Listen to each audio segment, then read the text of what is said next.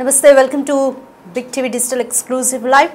గుంటూరు జిల్లా తాడేపల్లిలో విషాదం చోటు చేసుకుంది. ఐఏఎస్ కుమార్తె మాధురి సూసైడ్ చేసుకుని చనిపోయింది. అయితే భర్త వేధింపుల వల్లే చనిపోయింది అంటూ కుటుంబ సభ్యులు అలాగే మాధురి తల్లి ఆరోపిస్తున్నారు.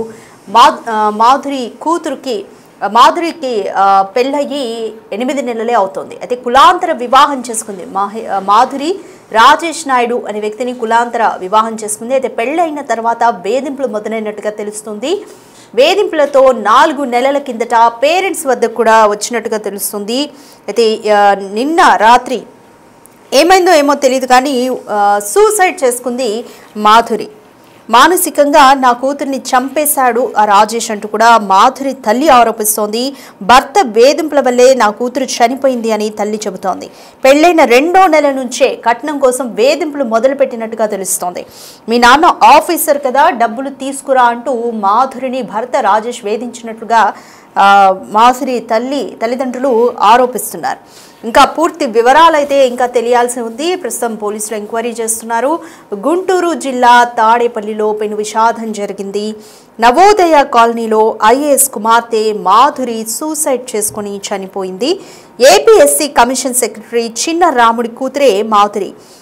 పెళ్ళైన 8 నెలలకే ప్రాణాలు తీసుకుంది మాధురి 8 నెలల కిందట రాజేష్ నాయుడు అనే వ్యక్తిని కులాంతర వివాహం చేసుకుంది.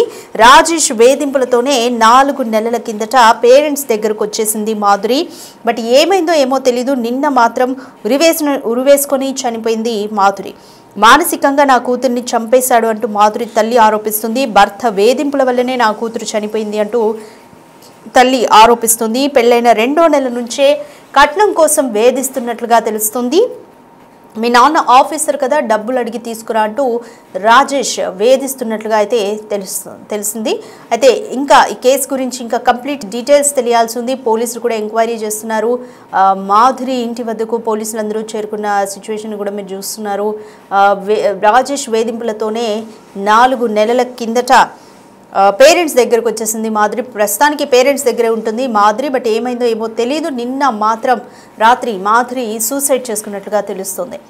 అసలు ఒకసారి మాధురి కుటుంబ సభ్యులు కూడా ఏమన్నారో చూద్దాం.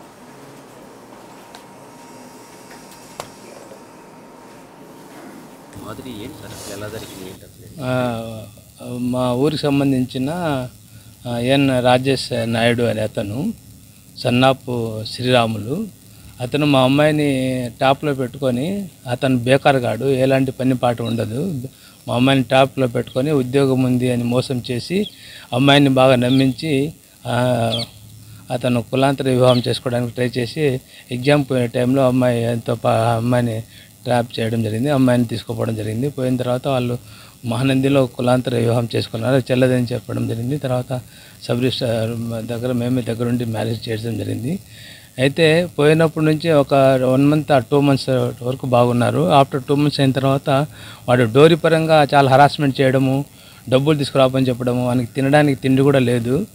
కాబట్టి అటువంటి వాడు హరాస్ చేయడము, పదే చెప్పడం చేత అమ్మాయి దాన్ని భరించలేక ఆఫ్టర్ 4.5 మంత్స్ 5 మంత్స్ అయ్యేటప్పటికి మా మిస్సెస్కు మెసేజ్ పెట్టింది, నేను ఇక్కడ చాలా సఫర్ అవుతున్నాను, నన్ను ఇక్కడి నుంచి తీసుకోపోండి అన్నప్పుడు మా మేడం, మా మిస్సెస్ గారు, మీరు అలా అబద్ధం మాట్లాడుతున్నావు, నేను నమ్మను అని అంటే, లేదు మమ్మీ అలా కాదు, నిజంగానే నేను చాలా సఫర్ అవుతున్నాను, హరాస్ చేస్తున్నాడు, కేవలం డబ్బుల కొరికే నన్ను తీసుకొచ్చాడు, నేను కూడా మోసపోయాను, కాబట్టి నన్ను తీసుకోపోండి అంటే మళ్ళీ మా మిస్సెస్ ఒక్కతే పోయి ఆడ తీసుకురావడం పోతే వాళ్ళు కూడా రానికపోవడం, రాక నాన్న గొడవలు చేస్తే పోలీస్ స్టేషన్కి ఆశిస్తే పోలీస్ స్టేషన్లో కూడా వాళ్ళు ఎంక్వైరీ చేసి అమ్మాయిని ఇష్టపూర్వకంగానే పోతున్నాను, నాకు వీడు ఉద్యోగం ఉందని చెప్పి తీసుకొచ్చాడు, కానీ ఇప్పుడు కూడా 6 నెలల పాటు వీని దగ్గర ఉన్నాను నమ్మి, కానీ వాడు ఒక నెలకు 5,000 కూడా సంపాదించిన దాఖలా లేవు.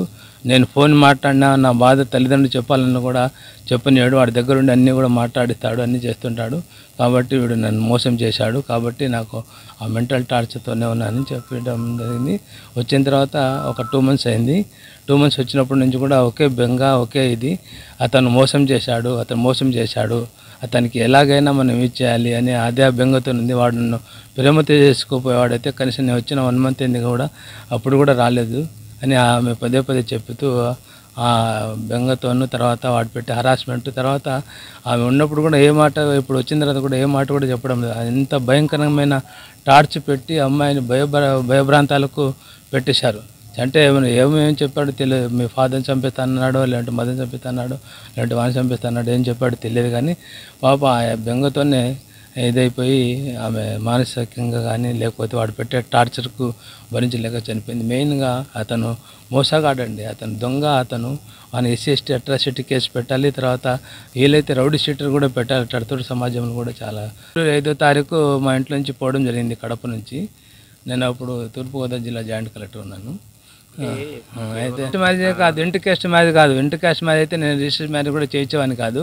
వాళ్ళు సుఖంగా ఉండాలనే ఉద్దేశంతో నేనే అసలు వాళ్ళు మ్యారేజే వద్దని అన్నారు. వాళ్ళు మహానందిలో అన్ఆథరైజ్డ్ మ్యారేజ్ చేసుకునే దాన్ని కూడా ఎప్పుడు కూడా వీళ్ళు మోసం చేస్తాడని ముందు కూడా మాకు తెలియదు. తర్వాత ఆడ లోకల్ ఎంక్వైరీ చేస్తే వీడు ఇంకో అమ్మాయిని కూడా ఇలా చేశాడని తెలిస్తే మేము sub register marriage registration marriage కూడా చేయించి సుఖం ఉండని చెప్పి అది కూడా పెళ్లి కూడా చేస్తా అన్నాం.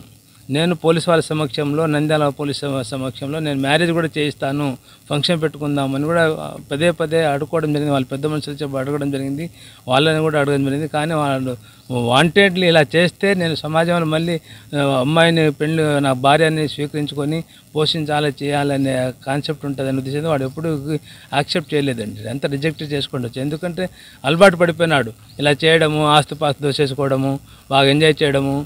ఇంకా ఊర్లలో ఇంకా ఎవరు సరిపడకపోతే వాళ్ళ బండ్లు తీసుకుపోయి కాల్చడము, ఎటువంటి అంటే క్రిమినల్ మైండ్ అన్నమాట, క్రిమినల్ థాట్ అంతా. ఈ మధ్య కాలంలోనే మా వాళ్ళంతా గ్రౌండ్లో పోయి క్రికెట్ ఆడుతూ ఉంటే, ఊరి వాళ్ళు తాండ వాళ్ళంతా ఆడుతుంటే, ఆ తాండలో ఉండే 10 కుటుంబాలు, అందులో వీళ్ళు పోయి ఆడుతుంటే ఆ క్రికెట్ ఆడే పిల్లలను కూడా బ్యాట్తో కొట్టి ఇచ్చేశారు 5 మంది పోయి. అంటే అటువంటి వాడిని సమాజంలో బయట తిరగనీయకూడదు, వాడిని అరెస్ట్ చేయాలి. వీలైతే రౌడీ షీటర్ కేసు పెట్టాలి. అటువంటి సమాజంలో ఉంచకుండా వాడిని చూసి 10 మంది జ్ఞానోదయం వచ్చేసి మార్పు రావాలి. ఈ అమ్మాయి నిన్న జరిగిందండి, నిన్న ఇక్కడ మా ఇంట్లోనే జరిగింది, తాడేపల్లిలో. ఆమె గత నెల నుంచి కూడా ఆమె చాలా మౌనంగా ఎంతో ఉంటూ చనిపోయింది. ఆమె పదే చెప్పేది వాడు నన్ను మోసం చేశాడు. నేను వాడికి చెప్పాము, ఎంత మౌనంగా ఉంటే వద్దులేమ్మా పోండి అన్న. వాడు లేదు, వాడు మోసం చేశాడు, అంతే పోకూడదు. వాడు నన్ను రియల్గా లవ్ చేసి నేను మ్యారేజ్ చేశాను అనుకున్నా, కానీ వాడు రియల్గా నన్ను లవ్ చేయలేదు. కేవలం డబ్బు కొరికే వాడు నన్ను హరాస్ చేశాడు. మీ హోదాను చూసేసి మీ డబ్బుల గురించి మన హోదాను చూసుకొని చేసినాడు తప్ప ఇంకా ఏరేది ఏం లేదు అని ఆమె పదే చెప్పేది. ఎంత కౌన్సిలింగ్ ఇచ్చినా ఏమి ఇచ్చినా కూడా అదే చెప్పేది పదే వాడు నన్ను మోసం చేశాడు, వాడిని ఉంచకూడదు, అట్టడితో సమాజం ఉండకూడదు, ఎంత వీలైతే అంత మీరు ఏం చేస్తారో చూడండి అనుకుంటా ఉండేవాళ్ళు. ఏమంటే మేము విడాకులు అప్లై చేయడానికి కూడా 1 year కంప్లీట్ కాలేదు కాబట్టి చేయలేదు. అది కూడా అడిగేది అమ్మాయి, విడాకు తీసేసుకుందాం, అంత వేస్ట్ అని చెప్పేది. ఇదండి, థ్యాంక్ యూ. ఎప్పుడు నిన్న మాట్లాడలేదండి. లేచిందండి 7కి 7:30కి 7కి లేచిందండి. లేచి మేడ్ రాకపోతే సరే అని ఇల్లు ఊడ్చిందండి. బట్టలు కూడా వాషింగ్ మిషన్లో వేసిందండి. బ్రష్ చేసుకుంటుందండి. నేను రాగి జావ చేసి పెట్టానండి. అంతలో బాత్రూంలోకి వెళ్ళిందండి. నేను మా సార్ ఉండి టిఫిన్ చేయి పాపకు ట్యూషన్ చెప్పడానికి సార్ వస్తున్నారు, మ్యాథ్స్ సారు అంటే, సరే పాప లోపలికి వెళ్ళి స్నానానికి వెళ్ళిందేమో, ఎప్పుడు బెడ్రూమ్లో డోర్ వేసుకునే వెళ్తుందండి, వెళ్ళిందేమో అనుకుని నేను అంత లోపల టిఫిన్ చేద్దాం అనుకున్నానండి. టైం అవుతుందని నేను టిఫిన్ చేసే హడావిడిలో ఉన్నానండి. పాప డోర్ వేసుకుంది. 10 నిమిషాల తర్వాత వచ్చి పిలిచానండి, డోర్ తెరవలేదండి. నేనేమనుకున్నా, సరే ఇంకా బాత్రూంలో ఉంది, బయటికి రాలేదేమో అని చెప్పేసి అనుకున్నానండి. ఇంకో 10 minutes తర్వాత మళ్ళీ వెళ్ళానండి. మళ్ళీ వెళ్ళి డోర్ కొట్టానండి. ఇంకా అంతలో పాప, నా కూతుర్ని ఒక అబ్బాయి మోసం చేశాడండి. ఆ అమ్మాయి లవ్ ట్రాప్లో పడిపోయి ఆ అబ్బాయితో వెళ్ళిపోయిందండి. ఆ అబ్బాయి ఉద్యోగం ఉంది, అది ఉందని, ఉద్యోగం ఉంది, మనం లవ్ చేసుకున్నామని చెప్పేసి వెళ్ళాడండి. కానీ అమ్మాయికి తెలియదు ఆ అబ్బాయి మోసగాడని. సరే అని నేను ఆ అబ్బాయిని లవ్ చేశాననే వెళ్ళిందండి. కానీ తర్వాత తెలిసిందండి, మమ్మల్ని ఎదిరించి మ్యారేజ్ చేసుకుందండి. సరే అని 3వ రోజు మేము కూడా రిజిస్ట్రేషన్ మ్యారేజ్ చేయించామండి. అది అనాథరైజ్డ్ అయితే మేము మళ్ళీ మ్యారేజ్ చేయించాము, రిజిస్ట్రేషన్ మ్యారేజ్ చేయించాము. ఆ తర్వాత మా అమ్మాయితో మాట్లాడాలంటే 10 సార్లు ఫోన్ చేసినా అమ్మాయితో మాట్లాడనిచ్చేవాడు కాదండి. మాకు అమ్మాయి అంత మోసం చేసిందని మేము అనుకోలేదండి, చేస్తుందని. మా అమ్మాయిని అలా పెంచలేదండి, కానీ వాడు అలా మోసం చేశాడండి. ఎందుకు వీళ్ళు చాలామందిని తీసుకొచ్చాడండి. అప్పుడు అమ్మాయి అడిగిందంటండి, ఎందుకు వీళ్ళంతా అంటే మన కోసమే వచ్చారని చెప్పిందంటండి. అంతమంది ఎందుకు రావాలి అని అంటే మనకు సపోర్ట్గా ఉండడానికి. నువ్వు పిఎస్లో ఏదైనా రాంగ్ స్టెప్ వేసావంటే, అదే మీ అమ్మ నాన్నకుతో వెళ్తానంటే వీళ్ళందరూ వచ్చిన వాళ్ళందరూ కూడా చాలా ఇబ్బంది పడతారు. నువ్వు ఒకటే మాట మీద ఉండాలి, నువ్వు ఇంకా వేరే మాట మాట్లాడకూడదు. నేను వచ్చేస్తున్నాను, నేను ఇష్టపడుతున్నాను, నేను లవ్ చేస్తున్నాను కాబట్టి వాడితోనే వెళ్ళిపోతాను, నేను మీతో రాను అని ఒక్క మాట మీదే మొత్తం నీ మీదే ఉంది, నీ మాట మీదనే ఉంది అని చెప్పేసి అన్నాడంటండి. జిల్లాలోని తాడేపల్లిలో విషాదం జరిగింది. ఐఏఎస్ కూతురు మాధవి ఆత్మహత్య చేసుకుంది. అయితే లవ్ ట్రాప్లో పడి కులాంతర వివాహం చేసుకుంది రాజేష్ అనే వ్యక్తిని మాధురి.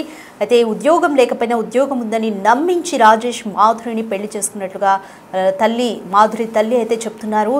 అయితే పెళ్ళైన 2 నెలల నుంచే కట్నం తేవాలి అంటూ కూడా, డబ్బులు తేవాలి అంటూ, మీ నాన్న ఆఫీసరే కదా అంటూ కూడా రాజేష్ మాధురిని వేధించినట్లుగా తెలుస్తోంది. అయితే 4 నెలల క్రితం ఇక్కడ ఉండలేను అంటూ కూడా మాధురి పేరెంట్స్కి చెప్పడంతో పేరెంట్స్ మాధురిని తీసుకొని వచ్చేసారు ఇంటికి. అయితే ఏమైందో ఏమో తెలియదు, కానీ ప్రస్తుతానికి మాధురి పేరెంట్స్ దగ్గర ఉంది. బట్ నిన్న రాత్రి మాత్రం ఒక్కసారిగా సూసైడ్ చేసుకుంది మాధురి. మానసికంగా నా కూతురిని రాజేష్ వేధించి చంపేశాడు అంటూ కూడా మాధురి తల్లిదండ్రులు ఆరోపిస్తున్నారు. గుంటూరు జిల్లా తాడేపల్లిలో ఐఏఎస్ కూతురు మాధవి ఈ విధంగా సూసైడ్ చేసుకొని చనిపోవడం కలకలం రేపుతోంది. నవోదయ కాలనీలో ఉంటున్నారు వీళ్ళు. సో ఐఏఎస్ కూతురు మాధురి మృతి వెనుక గల కారణాలపైన పోలీసులు ఇంకా దర్యాప్తు చేస్తున్నారు. మాధురి తండ్రి ఏపీఎస్సీ కమిషనర్ సెక్రటరీగా పనిచేస్తున్నారు చిన్నరాముడు, ఆయన కూతురే మాధురి. సో ఈ విధంగా ఆత్మహత్య చేసుకోవడం అనేది పేరెంట్స్ని తీవ్ర శోక సంద్రంలోకి నెట్టింది.